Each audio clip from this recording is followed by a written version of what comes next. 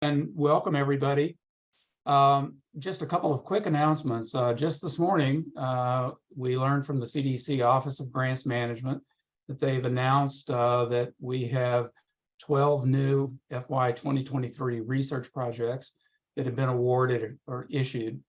The research funding dashboard on the landing page will be updated in the next 24 hours to include those projects.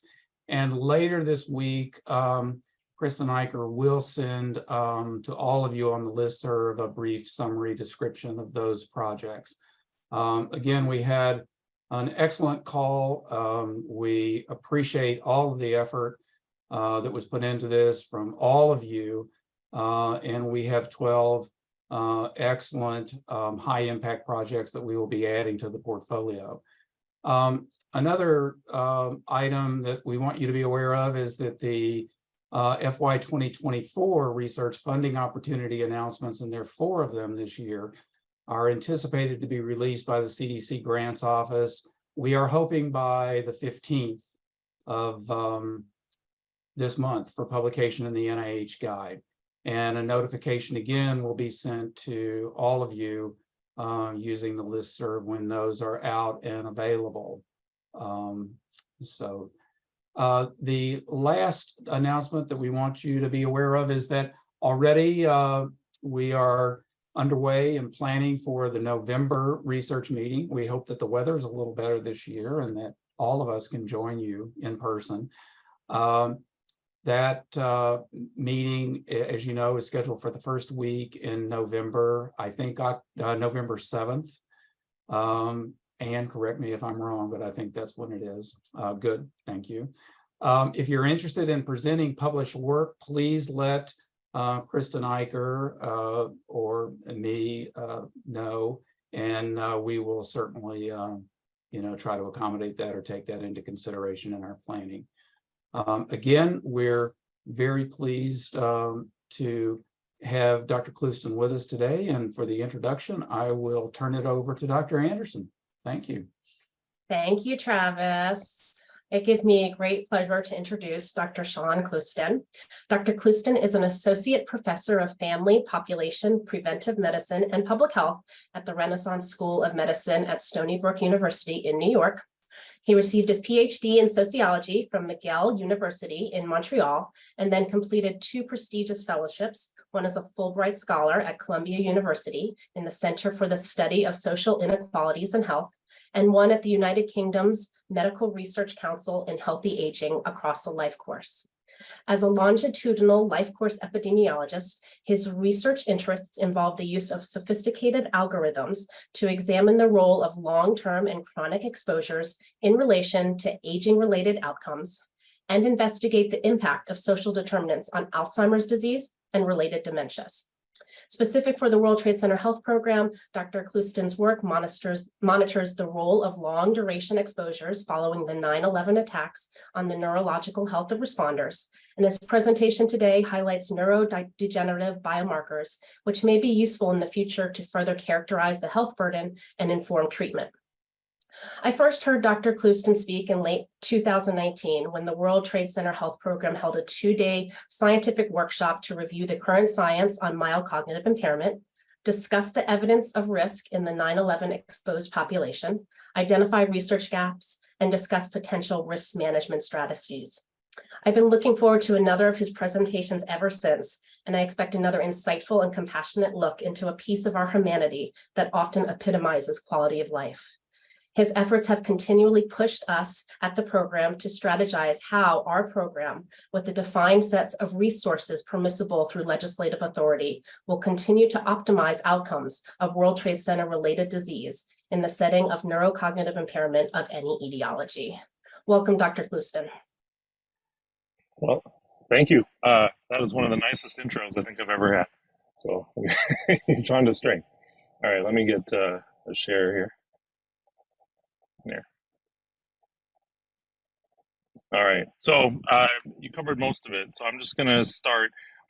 I wasn't 100% sure what to talk for the next 50 minutes, so I'm going to talk about kind of how our work is fitting together and where I think it's going. so you guys can get a sense. I, of course, want to acknowledge both all of the funding we've received from the CDC, NIOSH, and from the NIH as well. And of course, all of my collaborators, notably Ben Luft, who heads the Stony Brook site. All right.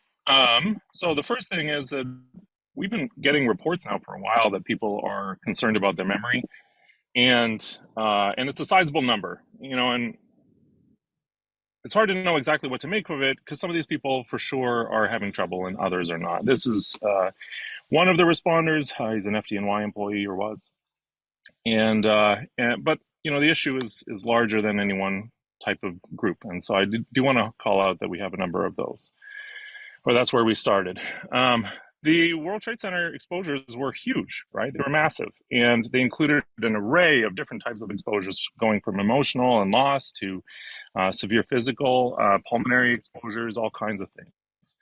If you remember, most people remember the dust cloud and seeing it. They often remember, if they were there, of course, they remember this, being in it, and the pictures that went around, and the emotions that went along with it. But also, a lot of people's experience of the World Trade Center was the length of time they were there. It was, it changed over time. It was this massive cleanup and massive search and rescue operation to dig through just a ton of mixed random stuff. And some of that stuff we know to be neurotoxic. For example, thallium, which is in rat poison, is a neurotoxin. There's a ton of PAHs and dioxins and things like that. So there is a concern biologically that there might be something going on. In addition, we know that when we look at causes of neurodegenerative disease, and especially aging-related neurodegenerative diseases, we know that even just long-term exposure to air pollution is one fairly well-known and increasingly well-described risk factor for dementia, as is depression, which is not circled. We will talk a little bit about depression, but today I'm going to mostly try and focus on more of the exposure angle. Anyway, air pollution, long-term air pollution exposure has been increasingly associated with the onset of dementia and with some biomarkers of dementia. And so that's kind of where the space we're going to talk about today. Noting that there are these studies showing that mice and humans exposed to chronic air pollution or severe and long-term air pollution, has given some the idea that we might consider this a brain pollution. And so this comes from a science paper about the different ways in which, or mechanisms through which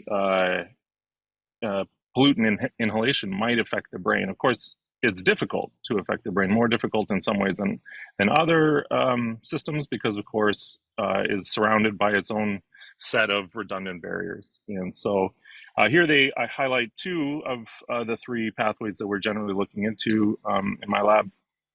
One being the direct transduction of particulate matter in through the olfactory, the other going, sort of becoming peripheral inflammation and affecting the brain that way. And then, of course, the third being the sights and sounds of the events and their cause or their effects on the brain in particular, independently.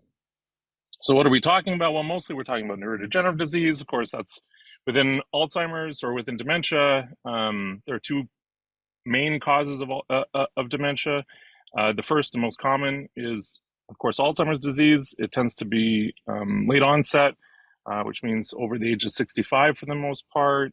This is thought to account for somewhere between 50 and 80% of all cases of dementia. But as people, of course, progress, they will often get a variety of different pathologies. Vascular dementia makes up the majority of the remaining cases, which is traditionally a stroke, but it can be a variety of different types of vascular etiologies. It can have many vascular etiologies, and there's a lot of mixed overlapping cases where you might, especially with Alzheimer's, you would get vascular inclusions. Treatments for these types of diseases differ depending on what the type of disease is and even what the subtype of a disease might be. So it's actually important to understand also the cause. In order to understand the cause, you have to understand which disease you're looking at. So we'll talk a bit about that today. PTSD, this is, I think, the last time I'll kind of really focus on it, but it similarly causes a known brain change and can result in cognitive decline and as it turns out, in neurodegeneration. And no one's quite sure why. So there's a bunch of things that are going on in this cohort all at the same time. All of these sorts of ideas kind of, are encapsulated in this one figure, which suggests that, as the sights and the sounds and the dust inhalation all kind of come together, that is where we are with the World Trade Center, right? These individuals had all of that. They had the sights and sounds. Some of them developed PTSD. Some of them developed, flashbacks and nightmares, and have kind of overcome some of the other symptoms. And a lot of people inhaled a bunch of dust. And so that's where we started. Now, what are we finding in the exposure realm? Well, the first thing I wanted to highlight was that we did this nice little single cell sequencing study of MCI after that last meeting that we had. And it's since been published. And what it highlights for me is something really interesting that got us really started more rapidly on this exposure idea. And what it highlighted was that the monocytes in the blood are acting as though there's an infection going on. They're receiving sequencing, or rather signaling, suggesting that there's some sort of exposure, some sort of biotic stimulus that is affecting them, and it's not affecting others. And to me, that was kind of a highlight, because what is this? What is the brain sensing, or what is the body sensing that it thinks that it should be attacking? Monocytes are particularly important because, of course, monocytes can enter into the brain and are often used when the brain and or body are trying to resolve a cerebral infection. So this was particularly telling. When we go back to our clinical paradigm, when we start thinking about exposure, well, there's a couple of things we want to talk about. The first is, of course, our first publication, which was really talking about the high prevalence of cognitive impairment. And this, we didn't really differentiate into disease types. We just said, well, look, there's this cognitive impairment. There are a couple of things that are concerning about it. Of course, one is that the people who are cognitively impaired seem to be also developing neuropsychiatric symptoms, depression. And this is usually a sign of the onset of a dementia, or it can be. And it certainly supports the idea that there's some sort of neurodegenerative etiology going on. And then our next one here on the right is the first actual study where we found an exposure effect. We found that both responders as a whole underperformed norms, but we also found that responders who were exposed to the World Trade Center sites for longer had higher risk of cognitive dysfunction. They had worse memory than others, even after adjusting for PTSD. And that kind of got us to thinking a little bit more about exposure. We then started tracking down, well, what makes these things different, right? And as it turns out, physical functioning is one of them. So I know that people are interested in frailty. We had a couple of studies looking at physical functioning. These are two of them. And what we basically have found repeatedly is that mostly it's PTSD and similar psychiatric conditions are associated with the onset of physical impairments, with changes in grip strength. So you get weaker grip strengths. And as it turns out, in a recent publication, we found that the physical functional impairment was the main mediator between PTSD and cognitive functioning, which suggests that there might be sort of a motoric sort of organization, that cognitive impairment there is really the second symptom to the mobility disorder. So thinking about that and trying to focus more on our exposures, we created this neurodegenerative signature using our imaging, and we looked at what its predictors are. And as it turns out, when we take a look at an array of predictors, PTSD remains as an important predictor there, but actually being there for a lengthier period of time was our most important and most severe predictor of the onset of, this is incidence of cognitive impairment as defined using that signature. And so that's interesting. And that gave us the idea that we might be able to use it to better sort of identify who was really maybe exposed, or at least seeing the effects of that exposure. I also wanted to highlight over here the work of the survivors showing that the exposure to the dust cloud in particular, or dust in general, was associated with worse cognitive performance in individuals or survivors in their cohort. This is particularly important. We at Stony Brook, 97% of our responders were dust exposed, and so we don't really have a great sense of actually the underexposed people, the people who are less exposed. We're trying to improve our ascertainment of those individuals and increase their participation in all of our research as a result. But this was a really important, and they show some pretty big effects, really. So the challenge that I was kind of taking on here in this talk was really what's going on with this exposure, and how do we think it's arising, where do we think it's changing, and can we start to disentangle what it really means? Well, sure. So the first thing we did is start with a model. This is a model that comes out of David Bennett's lab. And what they did here is they collected almost 1,400 brains, and they characterized the neuropathology of all of those brains. And then they looked at the sort of cognitive phenotypes beforehand in order to figure out what are the predictors of dementia, at least in old age. And so this is a nice comprehensive model. It's one of the more comprehensive models out there, and it accounts for a sizable amount of the risk of cognitive impairment, at least in old age. So on the left, they put aging. That's their main exposure. Of course, it's not ours, but all of our cognitive dysfunction measures are age-related, cognitive impairment, mild cognitive impairment. So it's a good place to start. And so here we are. And as you can see, there's an array of different ways to get from aging to cognitive impairment. So it's worthwhile to start to actually characterize what these things are. They all have names, of course. So also in this paper, it's nice. You can see all of the different names. They've outlined with each one, which pathway is. Some of these pathways kind of don't have names, and we can highlight them. The first one, red, there is the Alzheimer's disease pathway. Sorry, going backwards there. Alzheimer's. So there you get amyloid. It leads to tau, which then causes some neurodegeneration and eventually cognitive decline and impairment and dementia. Over here we have dementia with Lewy bodies, which is an amyloidosis, but it results in Lewy bodies, or at least it seems to. And then it goes on to cortical atrophy, and you get the cognitive impairment. All right, there's your cardiovascular diseases. They're up on top here. I'm not going to talk too much about them. There's an ALS pathway through TDP43, leading to cortical atrophy, mostly in the frontal lobe, therefore the FTD. There's, of course, an age-related TLE and or maybe SNAP is kind of in this space, leading to hippocampal sclerosis or inflammation. And then there's this sort of array of tauopathies that, like PSP or whatever, that sit in there.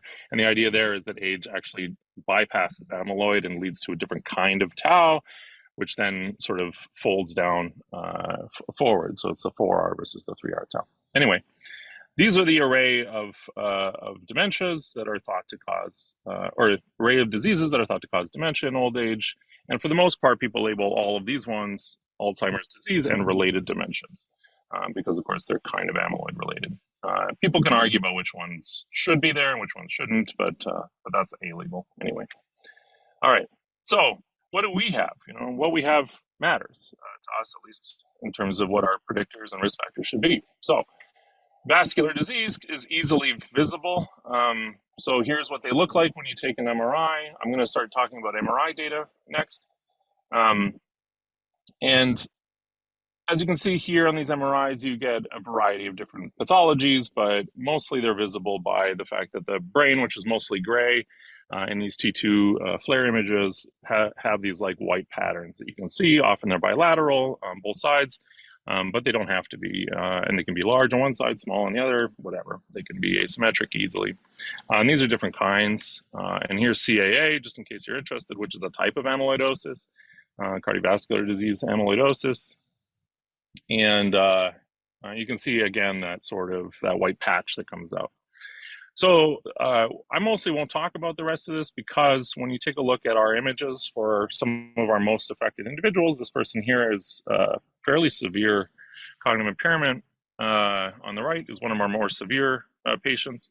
You don't see a lot of cardiovascular disease. You might see a little, but throughout actually all of our imaging, you see mostly we don't see results on this side of things. So we basically excluded it from our consideration. Instead, what do we see? This is the same person, but sideways. And so we're looking now through their ear at the center of their brain between the lobes. And what you do see is you see some gap at the top of the brain. The white matter as a whole kind of looks actually pretty healthy. And then you see these little funny things over in the cerebellum. These are the things you can see, okay? So this is a plain structural image. We took all of those images and we started looking at them. Oh, thinking about the etiology as well. This is maybe out of order.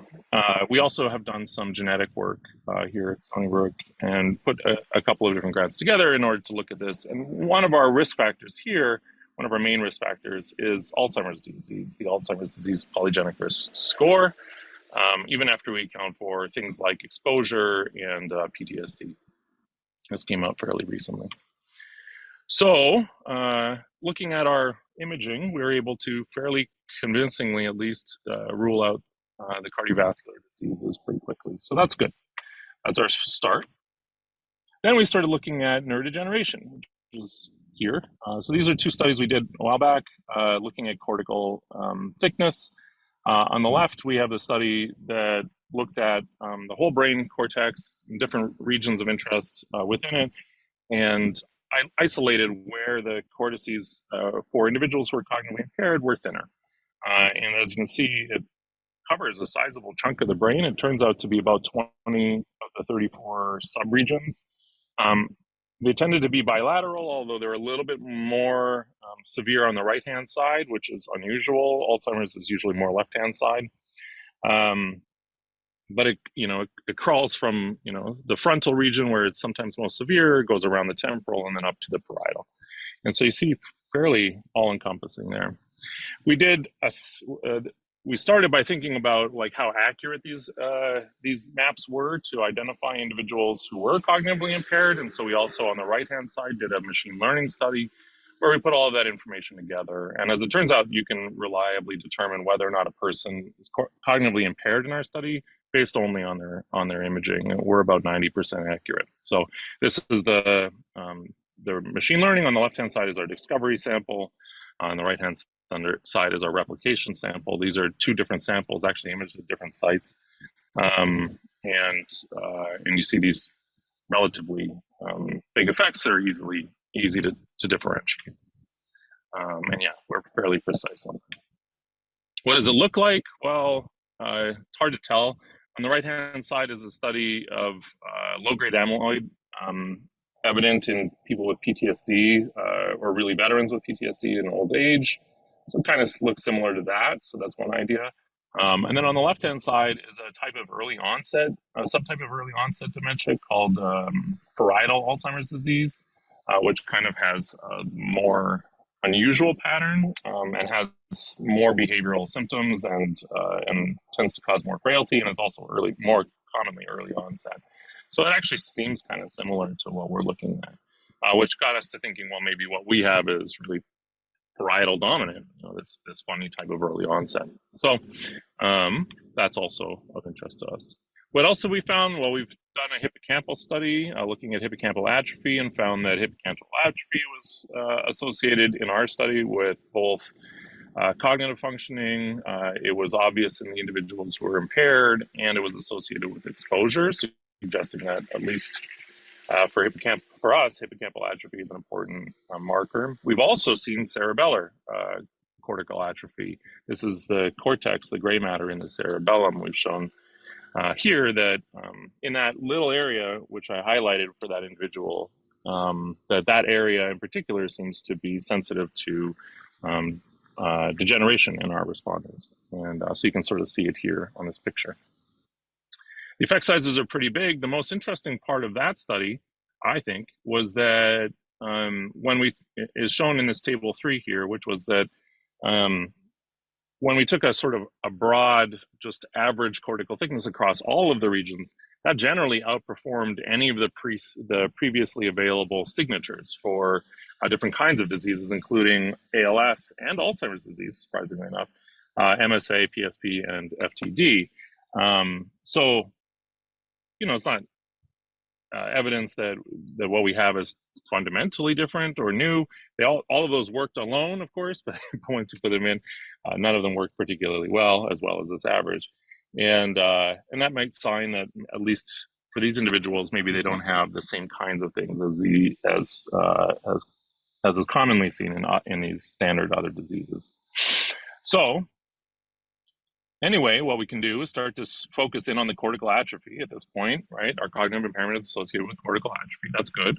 It's good news for us. It rules out a bunch of diseases that are also not here, like Parkinson's, which doesn't cause cortical atrophy.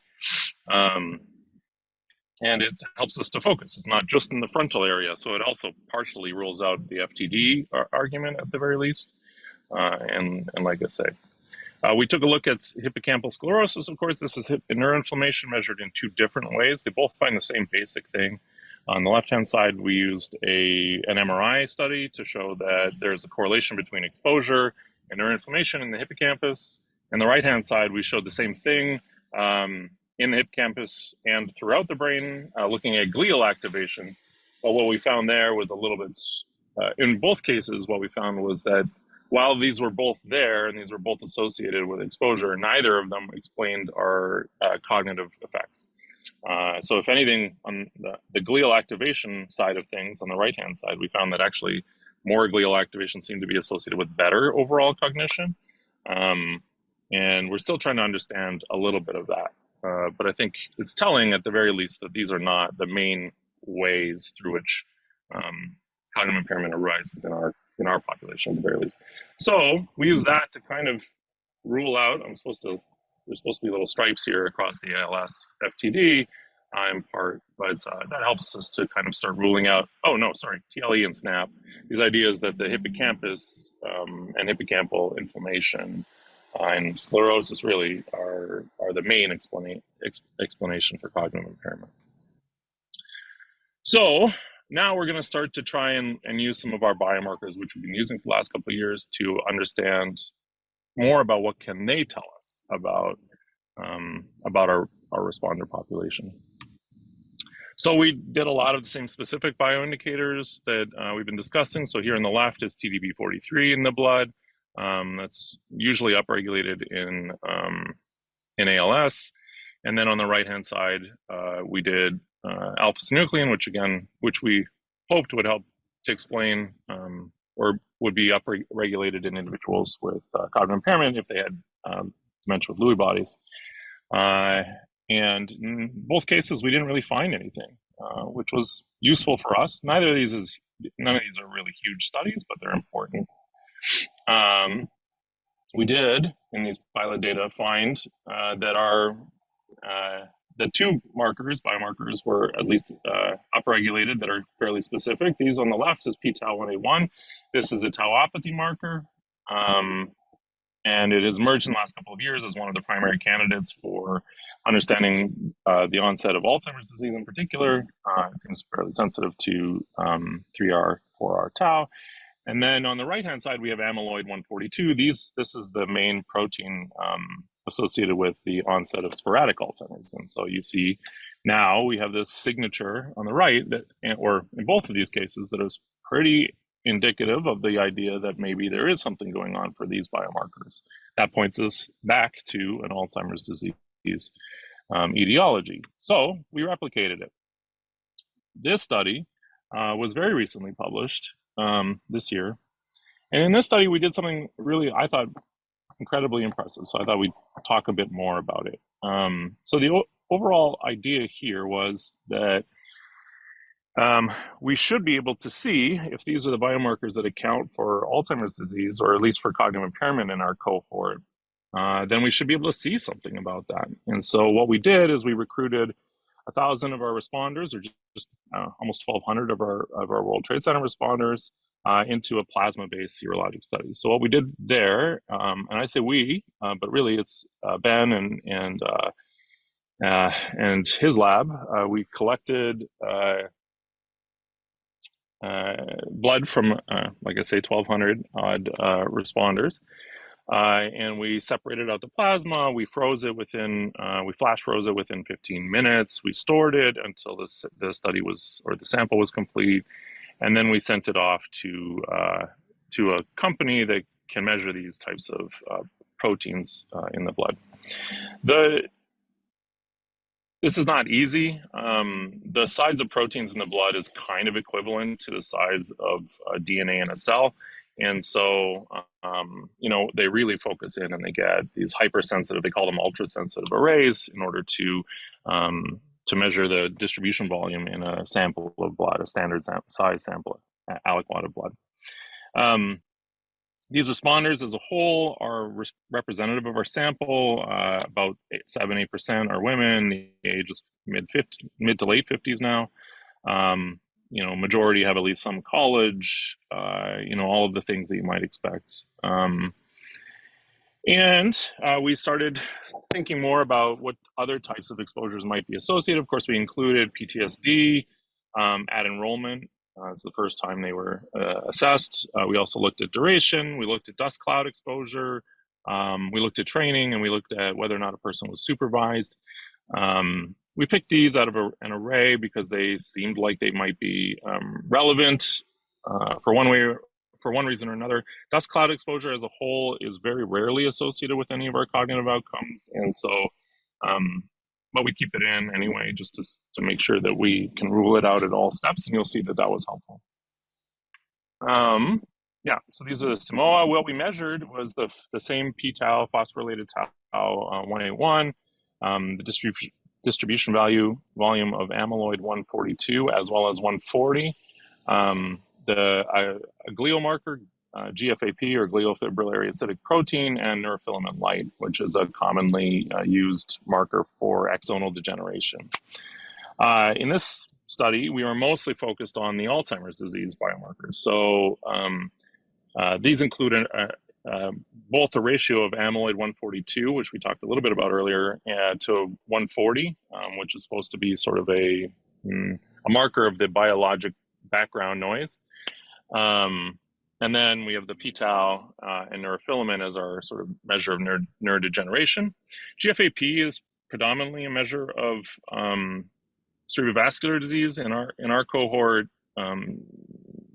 we've already published on a result showing that GFAP seems a little bit downregulated in people with PTSD. I'm not going to talk about that today, but you'll see what happens for GFAP in our exposure. There's a thing worth noting, which is when we wrote this paper, there weren't cutoffs that were validated, and they're starting to create cutoffs for all of these biomarkers, but as a whole, we're not there yet. All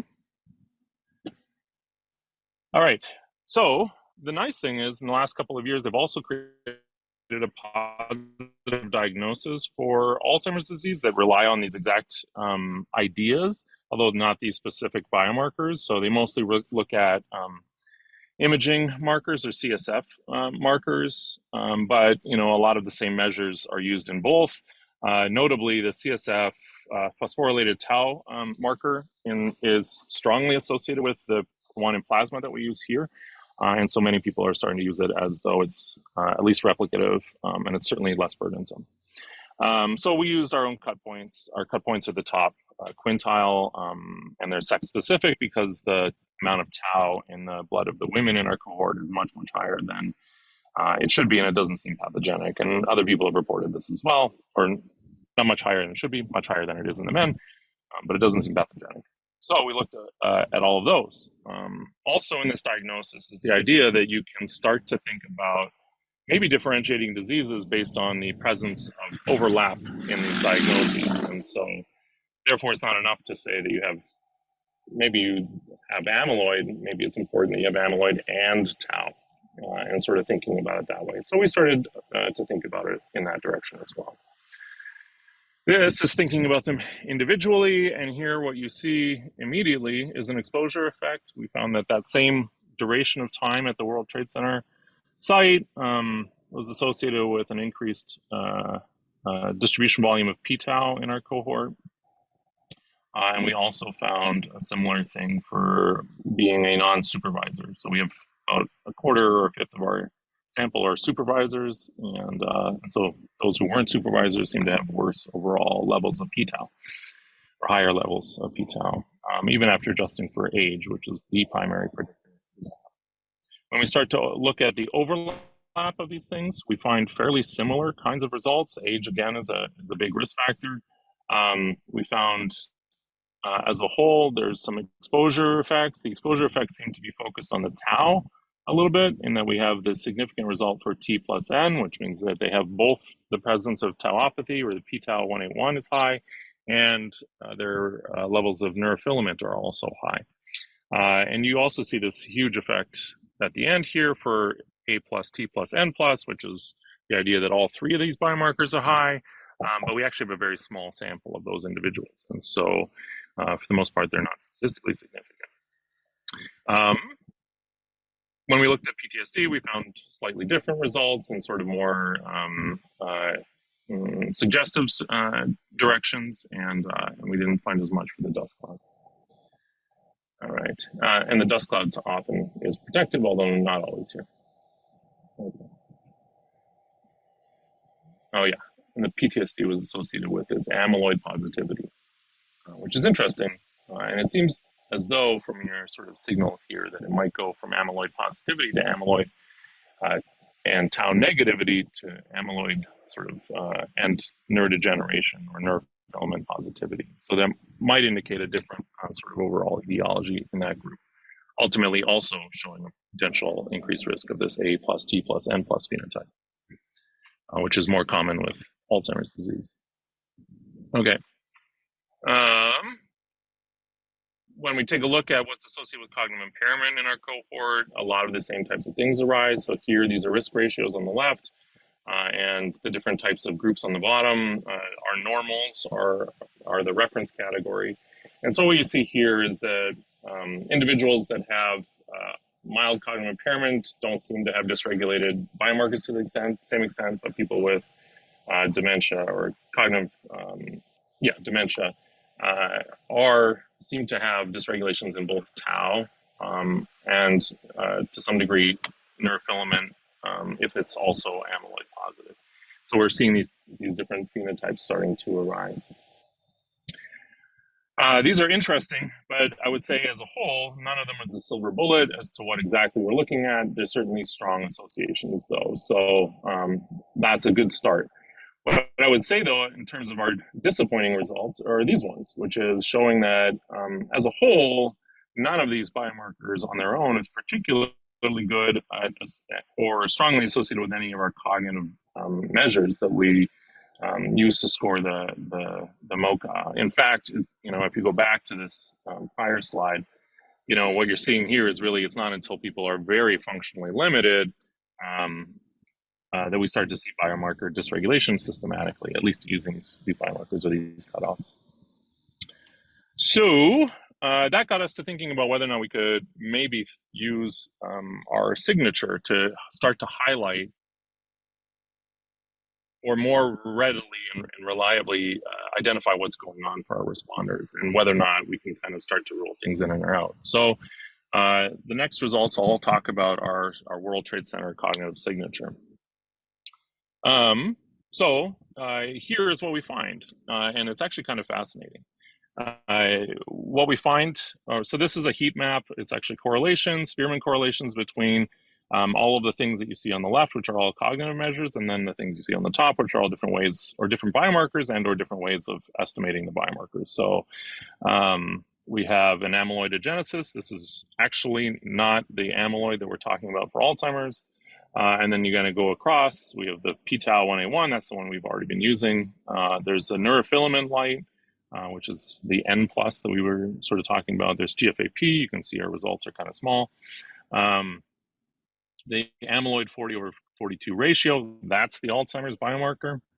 And then on the right hand is a glial activation ratio, which is often used in MS research to identify neuroinflammation without neurodegeneration. Anyway, On the left, we see different measures of cognition. We have at the top, that's our risk score, which is from the imaging. It's scored on the cognitive data. And it's, I think, the most telling in terms of our World Trade Center adults. It's a mix of memory, working memory, and slow response speed and slow processing speed, kind of all put together. And then below that, you have cognitive domains. The most interesting thing about this whole graph is, let's see if I circled it. I did. Is in there. Those are all of our results. The ones that are in bold and also italicized are statistically significant after applying FDR adjustment. And what this shows is that this measure of amyloidogenesis is highly associated with our cognitive phenotype, as is the presence of phosphorylated tau 181. These are unusual findings. They're unusual because amyloidogenesis, or the tendency for your body to make amyloid, isn't usually a marker of Alzheimer's disease at all. In fact, it's usually not associated with Alzheimer's. It's usually a throwaway number. And so just to see it sort of highlighted here is important. We also see the usual phospho-tau results, looking at working memory and visual memory in particular, and our cognitive throughput as well. So that's all interesting. This kind of replicates the presence of a tauopathy, but it also suggests that there's this role for amyloidogenesis, which is not usually talked about in the literature. Notably, we can exclude out here the sort of sporadic Alzheimer's, in that our Alzheimer's ratio is not the strongest correlate of cognition in our cohort. So that's also interesting. Next, we started to look at methods for disentangling the pathological cascade that might be going on here between exposure severity and this risk source. So here we have the same cohort. We looked at the predictive power of exposure severity after accounting for a bunch of stuff on this cortical atrophy risk score. And of course, it's statistically significant to start with.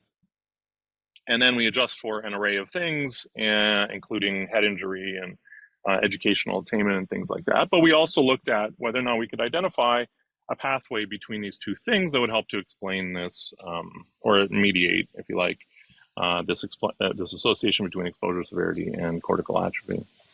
And this model here was the optimal model. And as you can see, it removes out GFAP. It says it's on a different pathway. It removes out the neurodegeneration as measured by neurofilament, puts it on a different pathway, and suggests that we have this amyloidogenesis through p-tau and back into our cortical atrophy, i.e. those two markers that we're showing as strong correlates of cognitive dysfunction or cognitive risk here are not only associated, but they actually mediate the exposure result. So this is not only fairly strong results suggesting that this is certainly not Alzheimer's disease, but it is an amyloidosis that causes tau. And as it turns out, there is no such thing. So that puts us back into our model, right? We had removed out these other diseases, and we're left with, these are all ADRDs. We're left with an amyloidosis-like thing that causes a tau-like thing, and probably cortical atrophy, although it may not be required, and leads to cognitive impairment. That's what our prior results are. So what does that mean? Well, all of these things that we've ruled out and all of the things we've ruled in are in the ADRD space, or put us into the ADRD space. So we're definitely dealing with an Alzheimer's disease or some related dimension. Okay. But what does that mean? Well, so what has come to the fore, I think, in the last 5 to 10 years is that amyloid really has two roles.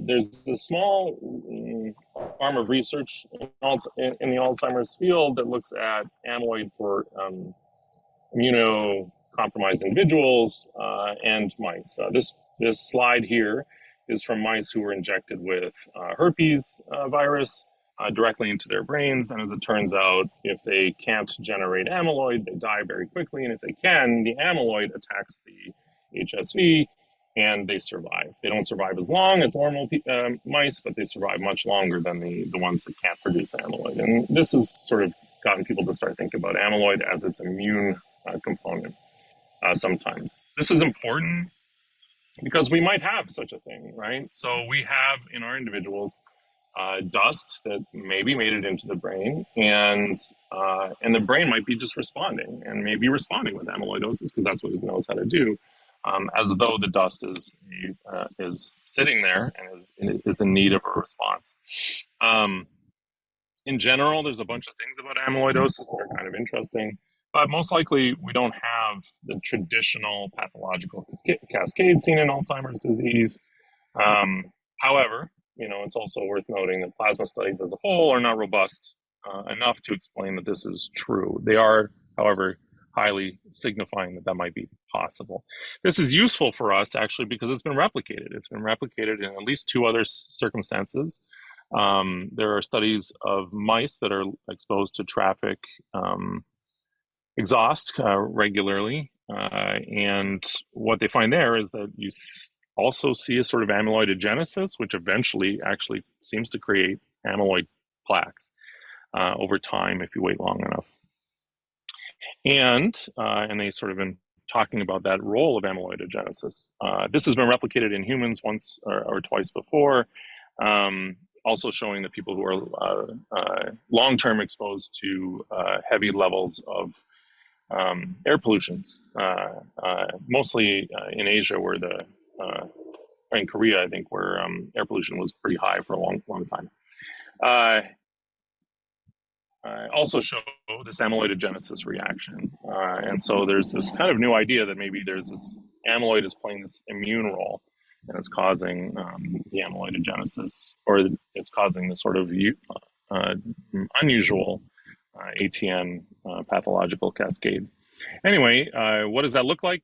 Well, no one's quite sure. It's been measured once or twice in mice and in humans. And so the role of tauopathy in that space, the role of atrophy, the need for it, the role of amyloidosis on its own, and where does the cognitive phenotype come in? And what is the cognitive phenotype? Those are all open questions. So that is our new theory. And that's kind of where we are now in terms of our research. So that takes us back to what are we studying? Well, at this point, we're fairly sure that we're studying some form of Alzheimer's disease or a related dementia. It seems to include an amyloidosis, but not the usual amyloidosis. It then seems to cause a tauopathy. My guess is that it's not going to be a usual tauopathy, just because it seems like things are unusual in this space. And then we see these cognitive phenotypes.